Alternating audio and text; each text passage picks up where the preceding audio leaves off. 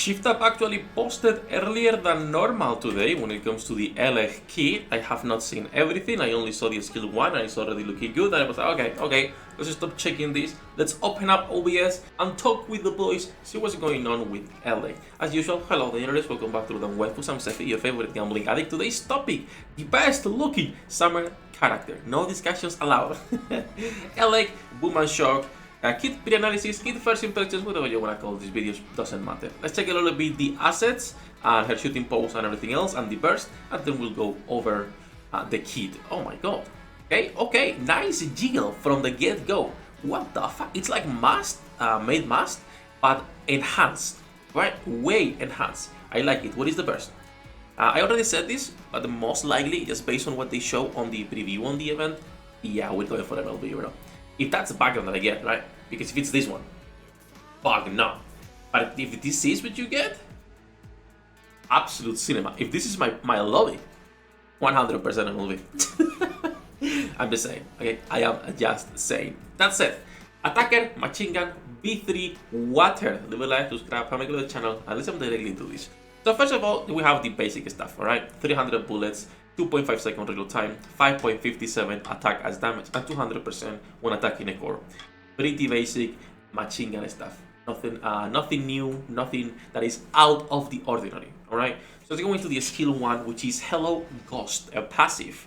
Activates when entering battle, affects one random enemy. It is big enough for you guys. It should be big enough for you guys.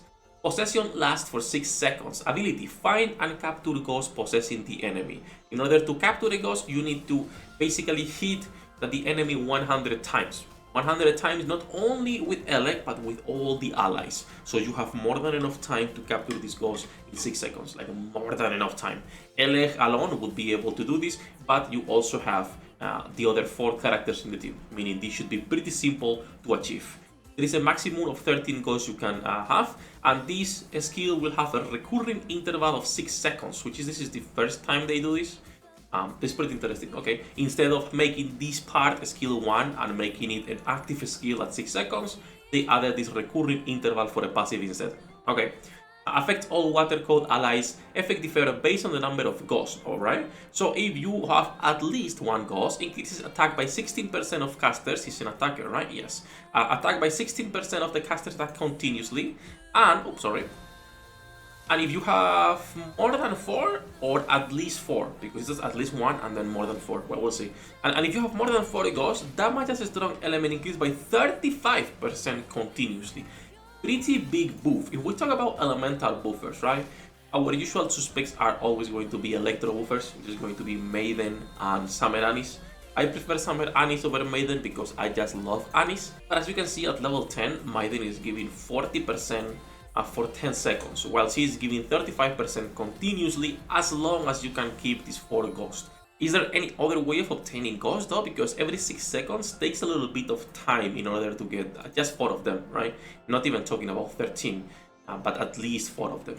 That said, what is the skill 2? Skill 2 is another passive, Ghost Buster, and then 13 ghosts is the burst. So skill 2, what we have is activates when using burst skill, affects herself, increases her own attack by 40%, and activates when a ghost is captured while at maximum ghost capacity. Oh, that's pretty nice. Dealing 1.1 or 1100 of final attack as damage. And this is for all enemies. This is actually pretty good. It's still only every 6 seconds, but considering it's 1100% of final attack as damage, it's really strong. I like it a lot, I like it. And then we have the burst skill, which is of course 40 seconds, 13 ghosts. Affects random enemy units if the number of ghosts is not 13, dealing 800% of final attack as damage, attacks sequentially for 6 times, and the number of ghosts diminishes or reduced by 6, maintains at least 1 ghost always. Affects random enemy units if the number of ghosts is 13, dealing 800%, same thing sequentially, but you are reduced by 9 ghosts instead of 6. There is barely any reasons to be bursting with her though. Why would you even want to burst with her? She looks like a support of Bear Water character, which is weird because we already have Loot Mommy, but you can put Ludmilla on your second team now just for the attack, for the damage taken, right? And still keep Elegg on your main team for water. This is a really strong character. We need to see how much damage she's going to be doing personally, but considering she's increasing 35% of damage as a strong element permanently, right? That's really good. There is barely any reasons to be bursting, because I do not think, like, if you go from 6 ghosts to 1 ghost, you don't have enough time to get 3 ghosts before the next rotation, because it's 1 every 6 seconds. That's like the only thing that's pretty bad. The amount of ghosts you get every 6 seconds.